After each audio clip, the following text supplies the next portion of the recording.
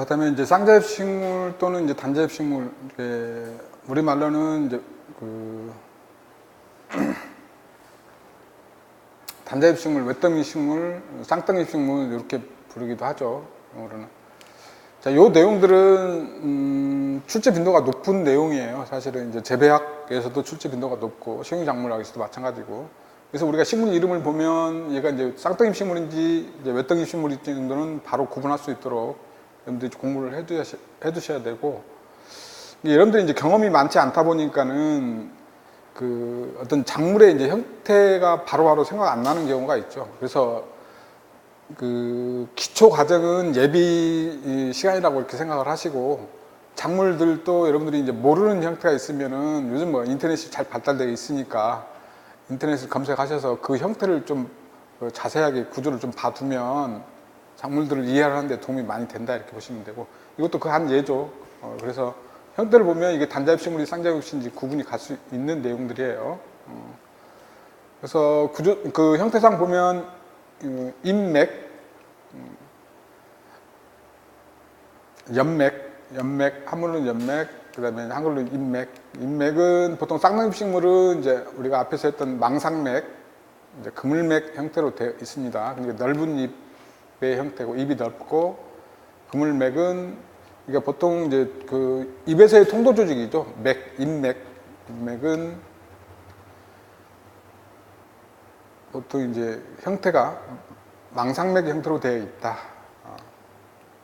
그다음에 단자엽식물은 평행맥, 그러니까 우리가 작물에서 보면은 이제 벼, 밀, 보리,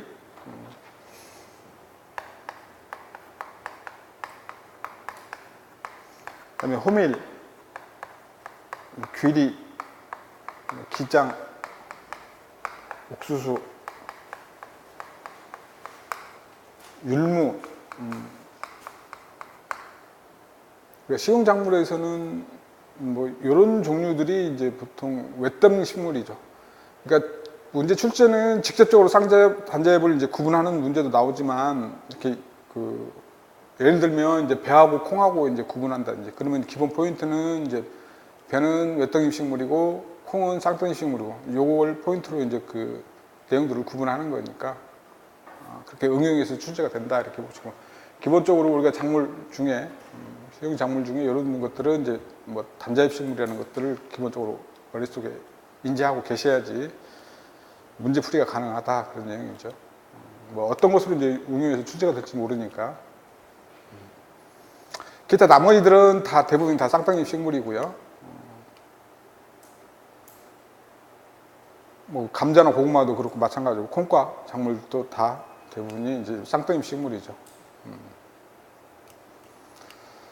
이제 꽃의 형태를 보면은 대부분 이제 쌍자엽식물은 짝수로 생각하시면 되고요. 4 내지 5 이렇게 되는데, 보통 우리가 이제 공부를 할 때는 그러니까 짝수로 되어 있다 이렇게 생각하시면 되고, 단자엽식물은 보통 홀수 3개 또는 이제 6개, 9개, 9개는 드물지만 3개, 6개 그런 형태로 꽃잎이 붙어 있다 이런 식으로. 그다음에 이제 땅속 부분에 이제 뿌리 부분을 보면, 뿌리 형태는 이제 원뿌리 형태로 되어 있고, 옆뿌리에 이제 겹뿌리들이 달려 있고, 겹뿌리들의 이제 양분을 흡수하는 뿌리털들이 붙어 있는 형태, 이런 형태의 뿌리 구조를 가지고 있는 게 이제 보통 쌍덩이 식물의 이제 뿌리 구조고요. 그다음에 외덩이 식물의 이제 뿌리 구조는 별을 보면 알지만 이렇게 수염뿌리 형태로 되어 있죠. 수염뿌리.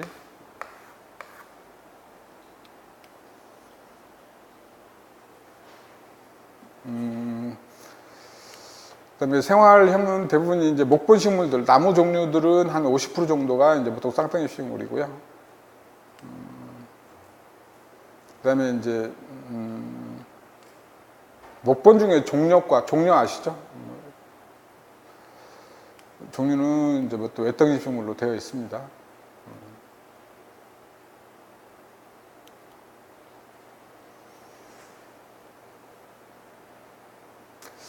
그다음에 이제 뭐 과별 형태도 이렇게 참고해서 봐두시면 도움이 될 것 같아요. 여러분들이 이제 구분할 때 이제 과를 구분하는 것은 형태상 좀 비슷해요. 꽃 모양이라든지 아니면 종자 모양이라든지 이런 것들이 비슷해서 도움이 된다.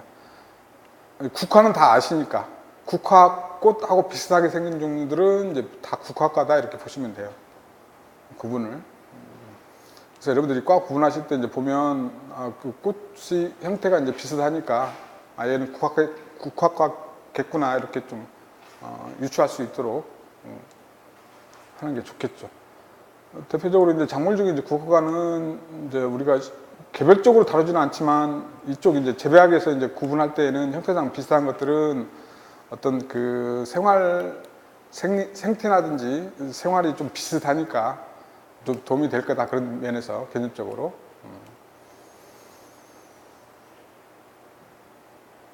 통꽃 형태로 많은 꽃들이 이제 그 다닥다닥 이제 붙어 있는 밀생 형태고 전체적으로 하나의 꽃처럼 보이는 이제 두상꽃 차례 형태다 이렇게 보시면 되고요. 그다음에 밑에 이제 꽃받침은 여러 개 총포편, 그러니까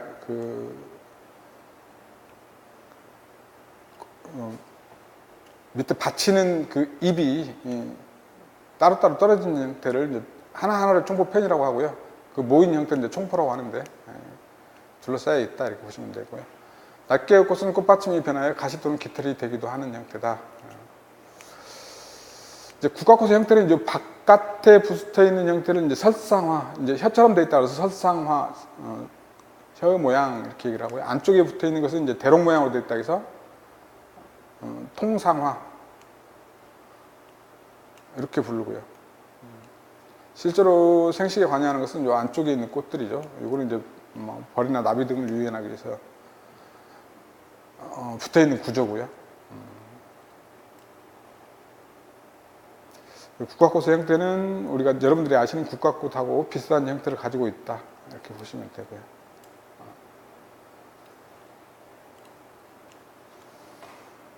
제비꽃은 뭐 넘어가겠습니다. 우리 뭐 그 재배학에서나 식용작물 잘 안 나오니까. 장미과 꽃잎이 5장이고요. 수술은 여러 개, 꽃받침 조합으로 되어 있고요. 암술도 다수 붙어 있는 형태다. 대표적으로 장미과의 작물이 이제 딸기가 장미과예요. 딸기.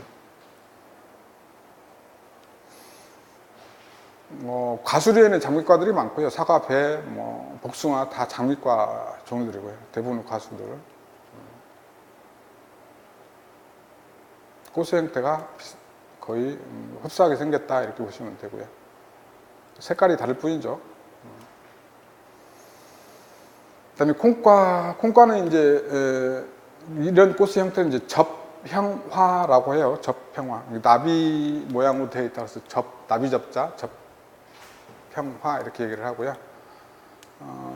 위쪽에 이제 그 기판이 한 개, 그다음에 양 겨드랑이에 익판, 날개 익판이 이제 2개, 아래쪽에 용골판, 그래서 시방을 감싸고 있는 형태가 1개, 꽃잎이 그래서 보통 콩과 식물의 꽃은 기판 하나, 용골판, 아니 그 익판 2개, 용골판 하나 이렇게 4개의 꽃잎으로 되어 있다 이렇게 보시면 되고요. 이 꽃의 형태는 콩과의 꽃의 형태는 우리 식용작물에 이제 콩과가 있으니까 좀 알아두시는 게 도움이 될 것 같고요.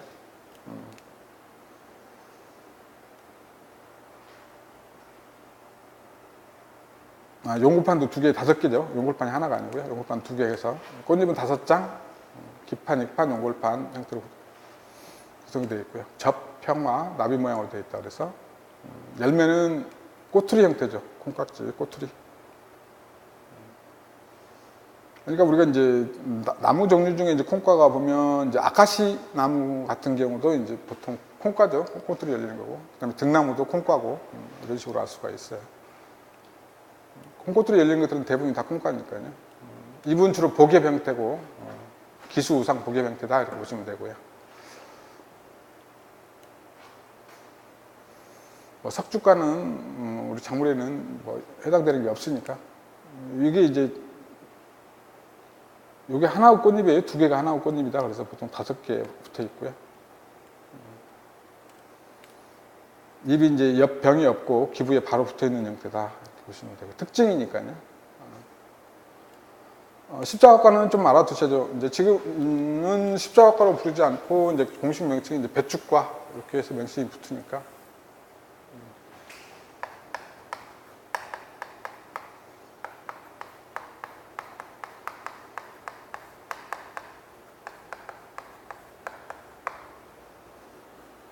이제 꽃의 형태가 이렇게 이제 십자 모양으로 되어 있다 그래서 꽃잎이 4개로 되어 있는 십자 모양으로 되어 있다 그래서 이제 십자화과, 지금은 이제 배축과 작물들이 대부분 다 꽃의 형태가 이렇다 이렇게 보시면 되고요. 꽃차례는 이렇게 보는 것처럼 이제 총상 꽃차례고요. 작물로는 이제 배추 당연히, 그다음에 무, 같은 과예요. 그다음에 냉이, 그다음에 이제 브로콜리,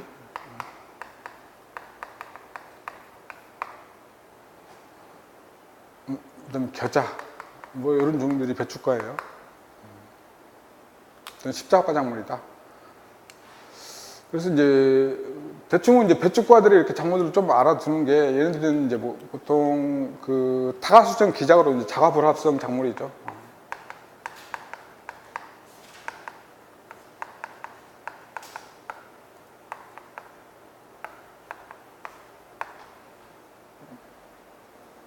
배추과 작물은 자가불합성 그 타가수정 기작이 있으니까 기본적으로 얘는 좀 알고 계셔야지 나중에 좀 도움이 될 거니까.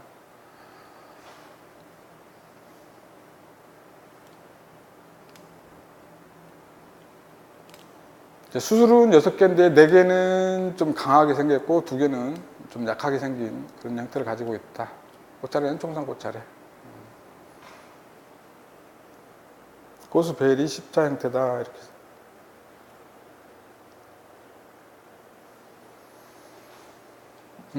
마디풀과, 대표적으로 마디풀과에 속하는 작물은 이제 메밀이 이제 마디풀과죠. 마디풀과.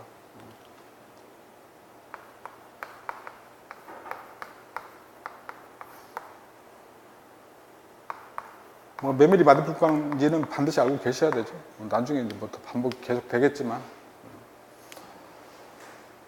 얘는 이제 구마리 꽃인 것 같네요. 얘는 엽기 같고요. 얘들은 뭐 잡초 종류니까 메밀이 꽃의 형태도 이제 비슷하게 생겼다 이렇게 보시면 되고요. 엽초도 타갑 형태로 이렇게 이제 변해서 붙어 있는 형태고, 기본적으로 이제 마디풀과의 그 대략적인 특징, 마디가 약간 비대해져 있고요. 마디 부분이 약간 그 볼록해져 있다 그런 얘기죠.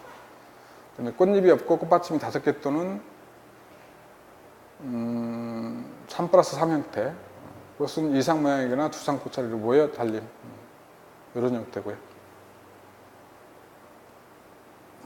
탁잎은 이제 엽초형으로 변한 기관 형태로 붙어 있다. 이 정도. 꿀풀과는 뭐 보통 참깨, 들깨 종류가 꿀풀과죠. 보시면 되고. 그 다음에 백합과,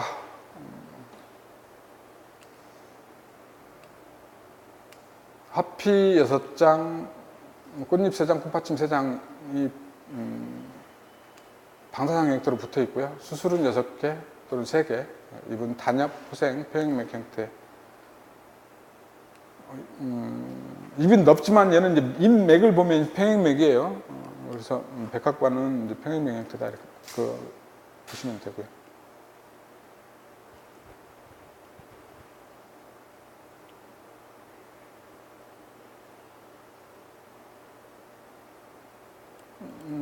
백합과에 속하는 작물이 이제 뭐 마늘이 이제 백합과죠.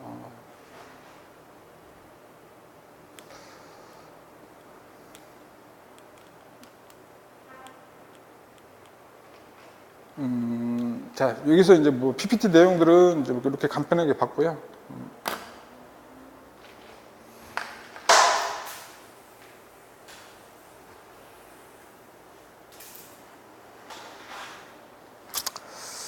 자, 프린트물 내용을 좀 살펴볼게요. 이제 프린트물 내용은 이제 우리가 이제 9월달부터 할 내용들이 이제 전반적으로 다 들어가 있는 건 아니고요. 기본적으로 중요한 내용들 위주로 되어 있다 이렇게 보시면 되고요. 프린트 내용에도 이제 보면 이제 비출신 부분들은 출제가 됐었던 부분, 기출 내용들이다 이렇게 보시면 되고, 기본적으로 여기 기초 과정하고 기본 과정에서 다 습득이 돼야지 좀 편하다 이렇게 보시면 돼요. 그러니까 우리가 좀 외워야 될 내용들이 있어요. 어차피 뭐 작물의 기원지를 구분한다는 이런 것들은 어차피 시험 출제 빈도가 좀 있고 그러니까는 끝까지 가져가야 될 것들이고, 빨리 좀 머릿속에 집어넣는 게 뒤에 갈 때 좀 편하다. 그러니까 여러분들이 꼭 이게 여기 전공 과목만 공부하는 게 아니고 다른 과목도 공부를 해야 되니까 여기에다가 시간 투자를 많이 하지 않으려면 좀 편한 시간에 머릿속에 빨리 기억을 하는 게 좋겠다, 그런 내용이죠. 원론의 첫 부분에 보면 이제 작물 재배 정의와 이론 이렇게 되어 있는데, 뭐 재배가 뭔지 작물이 뭔지 이렇게 되어 있고요. 재배라는 것은 인간이 경지를 이용해서, 이제 토지라는 얘기죠. 토지를 이용해서 경작지를 이제 경지라고 얘기하고요. 작물을 길러서 수확을 올리는 경제적 행위 이렇게 되어 있어요. 물론 이제 시험에 나오는 용어는 아니지만, 우리가 학문을 하면서 제대로 이제 그 용어 정도는 이제 정확하게 알고 계셔야 되니까 뭐 수록해 놓은 거고. 자, 작물.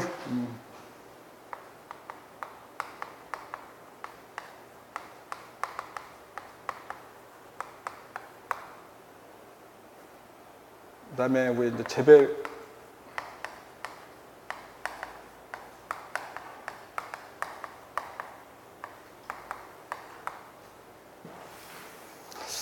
이게 이제 한문 뜻을 얘기를 하면 재배도 보면 이게 이제 말을 째자, 심을 째자 그런 뜻이거든요.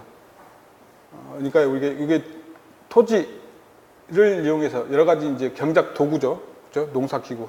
그러니까 예전에 이제 전쟁이 일어날 때는 창과 방패로 사용하지만 전쟁 외에 평화 시에는 어차피 이제 농기구로 사용하는 거잖아요. 농기구를 이용해서 뭐 식물을 재배하는 거다, 그런 식으로 해석할 수도 있고요. 요거는 이제 뭐 토지를 관리하는 그런 내용이겠죠. 북두들 배자인데.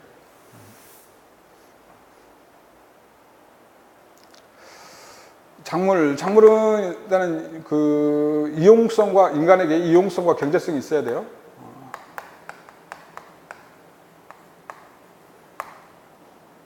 이용성과 경제성이 있어서 사람의 재배 대상이 되는 식물, 이렇게 정의가 되어 있어요.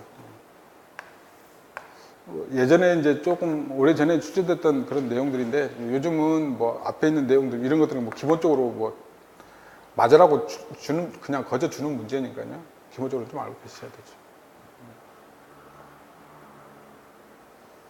이용성과 경제성이 있어서 사람의 재배 대상이 되는 작물. 작물과 이제 상대적인 식물을 이제 보통 우리가 흔히 작물하고 상대적인 개념으로 부르는 게 잡초죠, 잡초.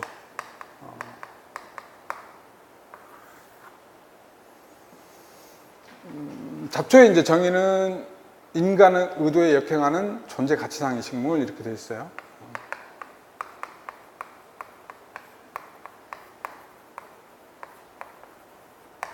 인간의 의도에 역행한다는 얘기죠. 그러니까는 우리가 이제 필요로 하는 작물에 여러 가지 이제 해를 주는 그런 식물 종류를 얘기하는 거죠. 뭐 양분의 탈취라든지, 그 다음에 이제 그러니까 공간이라든지 양분의 경합에 의해서 작물의 생육을 억제하는 그런 작용을 하는 식물 종류, 잡초.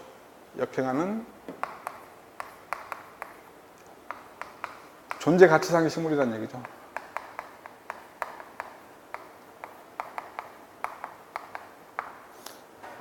이게 하나 잡초라도 존재 가치의 이유는 다 있다는 얘기죠. 어떻게 쓸모가 있을지 모르는, 불필요한 건 하나도 없다는 얘기죠, 인간 생활에. 단지 우리가 재배하는 작물에 여러 가지 해를 주는 식물 종류들을 이제 잡초, 상대적인 개념으로 이렇게 얘기를 하죠. 잡초라고 이름을 부르는 걸 싫어하는 그런 사람들도 많죠. 보통 야생화라고 부르는 사람들도 있고, 어떤 상대적 개념에 따라서 자기가 어떤 식으로 뭐 식물을 바라보느냐에 따라서 이제 부르는 이름이 좀 다르다, 이렇게 보시면 되고요. 그러면 이제 대부분의 작물들은 보면 이제 좀 기형화돼 있다 이렇게 보시면 되죠. 우리가 이용하는 부위들이 이제 가식 부위라고 하는데, 가식 부위들이 이제 기형화돼 있다. 그 야생형 식물에 비하면 이제 기형화돼 있는 부분이죠. 대표적으로 예를 들면 이제 무 같은 경우는 원래 야생형은 그 우리가 이제 품종 중에도 이제 알타리 무가 있는데 원래 그렇게 이제 무 뿌리가 이렇게 크지는 않았었죠. 야생형처럼 그 알타리 무처럼 아주 작은 형태의 뿌리였었는데 우리가 이제 우리가 필요한 쪽으로 계속 그 진화시켜서 우리 필요에 인간의 필요에 따라서 주로 그 선발하고 재배하고 하다 보니까는 대형화된 형태다. 그래서 야생식물하고는 다르게 이제 기형화돼 있다. 어떻게 보면 기형화된 형태죠. 어떤 일정 부분이 인간의 필요에 의해서 발달된 형태다. 이렇게 보시면 되죠.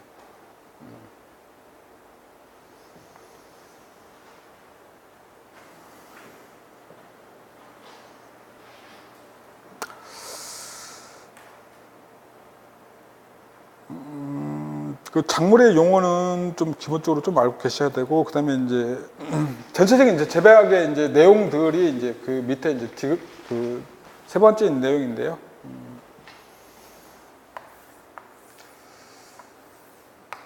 이제 작물의 최대 수량을 올리기 위해서는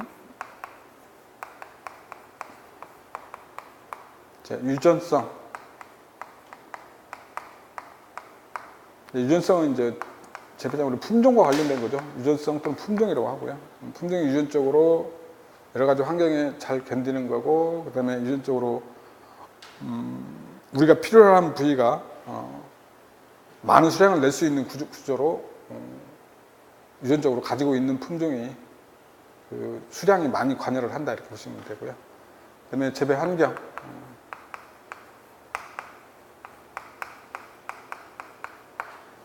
그다음에 재배 기술, 요 세 가지 요인이 합쳐져서 수량을 결정한다 할 수가 있죠.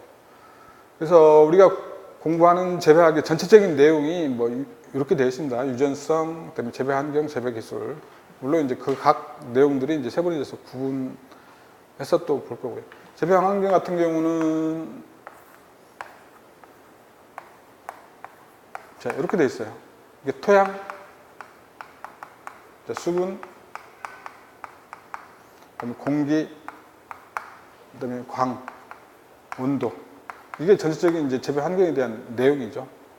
물론 이제 밑에 부분에 상적 발효 부분이 이제 또 하나 포함되어 있고요. 전체적인 내용이다 이렇게 보시면 되고요. 그다음에 재배 기술은 이제 종자부터 시작하죠. 종자부터 종자를 잘 선택해야 되니까. 그다음에 제가 이제 그 포장에 이제 파종을 해서 잘 자랄 수 있도록 여러 가지 전처리 기술.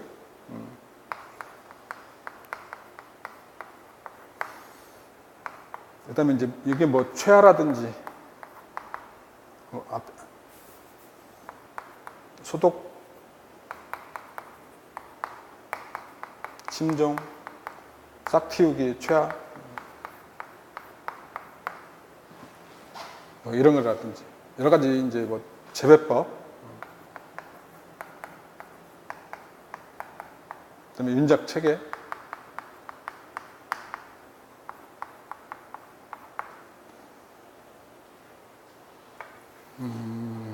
그다음에 이제 여러 가지 이제 재해 대응 방법, 뭐 스트레스라고 하죠.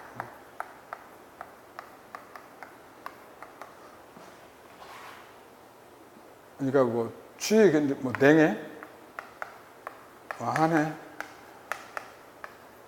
그다음에 열해,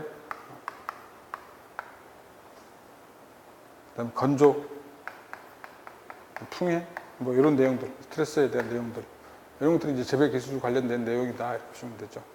그래서 전체적인 이제 재배학 내용이 이제 이래요. 유전성 크게 이제 또 다시 이제 기초 유전 부분하고 그다음에 이제 육종 부분하고 이렇게 나누는데 전체적인 이제 그 출제 문항 수는 거의 이제 비슷하게 출제가 된다고 보시면 되고요. 요 앞쪽 부분에 이제 재배 일반이 있는데 재배 일반 부분이야 뭐 거의 한두 문제 정도 지금 하는 내용들이죠. 한두 문제 정도. 그다음에 요 세 가지 내용이 한 6문제 정도씩 출제가 된다 이렇게 보시면 되고, 물론 이제 그 회차마다 이제 여기 이쪽에 좀 더 출제가 한 8문제 정도 또는 많게는 9문제 정도까지 갈 수도 있고요. 상대적으로 다른 문제도 좀 줄어들겠죠. 전체적으로 이제 출제 문항수는 이렇게 분포가 되어 있다 이렇게 보시면 되고요.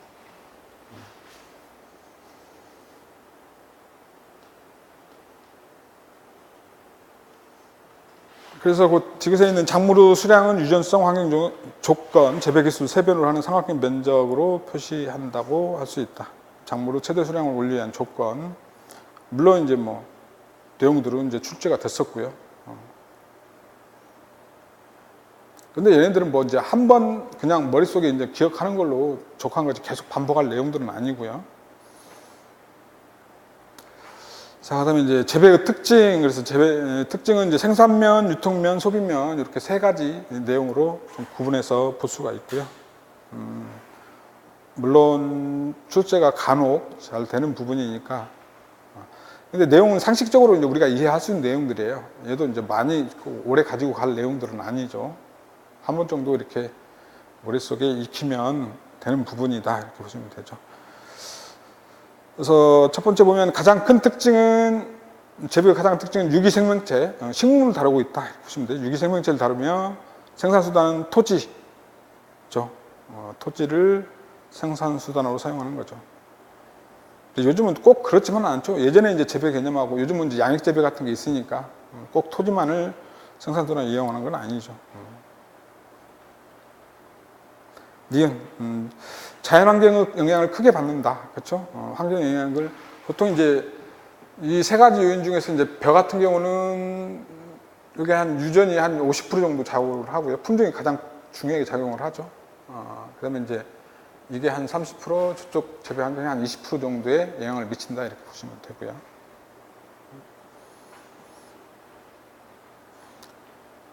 그렇지만 다른 이제 뭐 다른 것들에 비하면 자연환경의 영향을 크게 받죠. 식물이니까요. 그다음에 생산 조직이 자유롭지 못하고 분업적 생산이 어렵다. 그러니까 이제 수요와 공급에 맞춰서 얘가 이제 뭐 비싸질 때 많이 팔면은 이제 돈을 많이 벌 수 있으니까, 그렇다고 해서 뭐 얘를 단기간에 많이 생산을 해서 팔 수 있는 건 아니니까 수요와 공급에 자유롭지 못하고, 그다음에 분업적 생산이 어렵다. 얘를 그냥 뭐 얘는 어디 발화할 때까지만 네가 키우고, 그럼 발화해서 뭐 어떨 때까지 네가 키우고 그런 건 아니잖아요, 그렇죠? 분업적 생산이 어렵다 이렇게 볼 수가 있고. 자본 영역이 느리다. 그러니까는 얘가 생育기간이 보통 이제 뭐 짧게는 뭐 물론 한 달 걸리는 것도 있지만 대부분은 3개월 정도, 보통은 일반적으로 그러니까. 다른 공산품에 비하면 돈의 회전이 느리겠죠. 그다음에 노동 수요가 연중 균일하지 못하자. 농한기 농번비가 있잖아요. 식물은. 그다음에 토지가 불량한 경우 전면 개량이 어렵고, 개량하더라도 당연히 비용이 많이 소요된다. 작물 재배할 때 많이 소요되는 비용이 물론 그 비료 부분도 있지만은, 일단 계속 같은 토양에 같은 작물을 연작하라 하게 되면 토지가 이제 그 작물에 그 필요한 양분들이 그 편중되어 있기 때문에 지력 소모들이 많이 일어나죠. 그걸 개량하려면 넓은 토지를 한꺼번에 개량하기는 쉽지가 않아요. 그 비용도 그 재배 비용이 굉장히 많은 부분을 차지한다 이렇게 보시면 되고요. 토지를 이용함에 있어서 수학 체감 법칙이 적용이 된다. 수학 체감 법칙이라는 것은 이제 그 농산물을 생산할 때 필요한 그 세 가지, 이제 토지, 자본, 노동, 노력, 노동 중에 세 가지 요인 중에서 이제 어느 한 단위를 높임으로써 그 한 단위 높이는 만큼 생산량이 증가해야 되는데 그렇지 않다는 얘기죠. 뭐 간단한 예로 보면 이제 공장에 3,000명의 인원이 이제 작업을 하는데 3,000명이 뭐 1억의 돈을 벌었다 그러면, 그냥 간단하게요. 1억을 벌었다 그러면 거기에 한 사람 더 추가한다 그래서 뭐 한 뭐 1천만 원이 더 증가되거나 그렇진 않다는 얘기죠. 오히려 더 적어질 수도 있고. 또 이제 논을 뭐 1헥타르 재배할 때는 1톤의 수확량을 올렸다 그러면 2헥타르 재배한다 그래서 노동과 자본이 더 추가되지 않는 한은 더 이상 증가하지 않죠.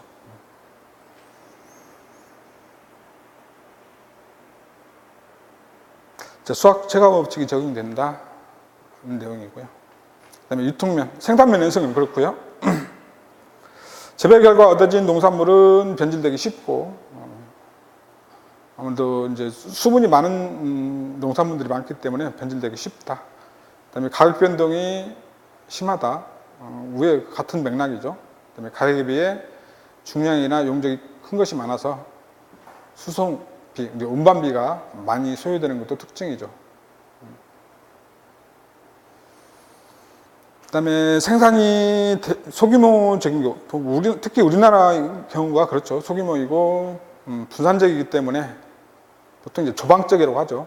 조방적이기 때문에 유통 과정에서 중간 상인의 역할이 크다. 중간 유통 마진이 크죠. 생산자에서 소비자에 갈 때까지.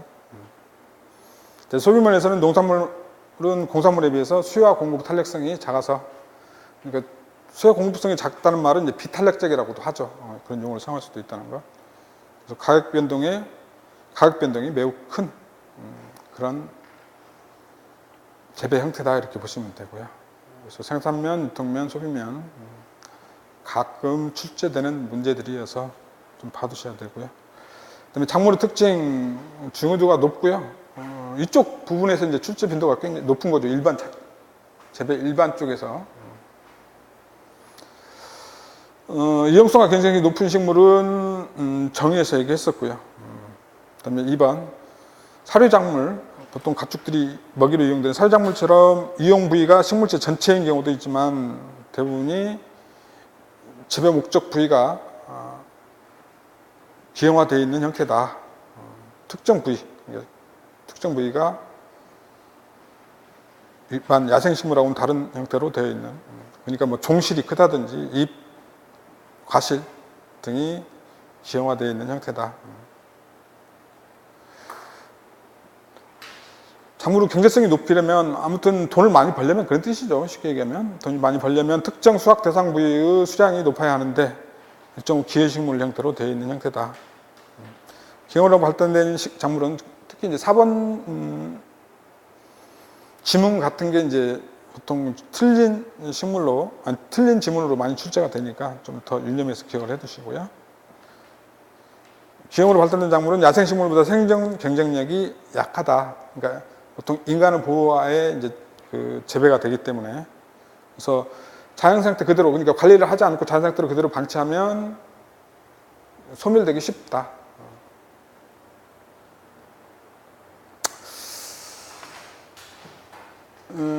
보통 이제 우리가 그 유연 관계를 밝히는 거 있잖아요. 얘가 서로 같은 친척 관계인지, 작물의 친척 관계인지를 밝히는 이유는 이제 인간의 편리에 의해서 원래 구분한다.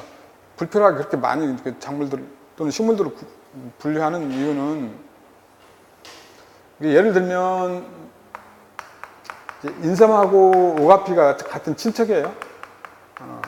같은 과예요. 뭐 어떤 이유에서든지 보통 인삼은 인간을 보호하여서 재배되는 대부분의 작물이기 때문에, 오가피는 우리가 이제 물론 재배도 하지만 주로 이제 야생 형태로 주로 이제 자라는 것들이 많죠. 어떤 이유에서든 이제 인삼이 멸망을 하면 얘 유전자를 가지고 이렇게 복원할 수도 있어요. 그런 목적으로 보통 이제 유형 관계를 잘 밝혀 놓는 거죠. 인간의 필요에 따라서. 그렇다고 보시면 되고. 얘는 비싸니까 이거 먹을 돈 없으면 이거라도 먹어야지. 오가피.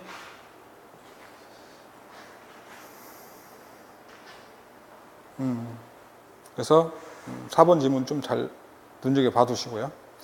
그다음에 작물이 안전하게 자라서 충분한 수확을 올리려면 불량 환경에 대처하고 야생 동식물이나 미생물 침해로부터 보호해주는 조처가 필요한 게 이제 작물이다 이렇게 보시면 되고, 작물의 특징.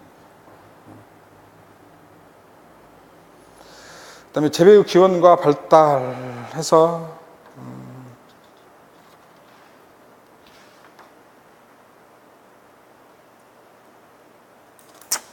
이제 5페이지에 있는 이제 기원지별 주요 작물, 요 내용들인데 표로 되어 있는 부분인데요.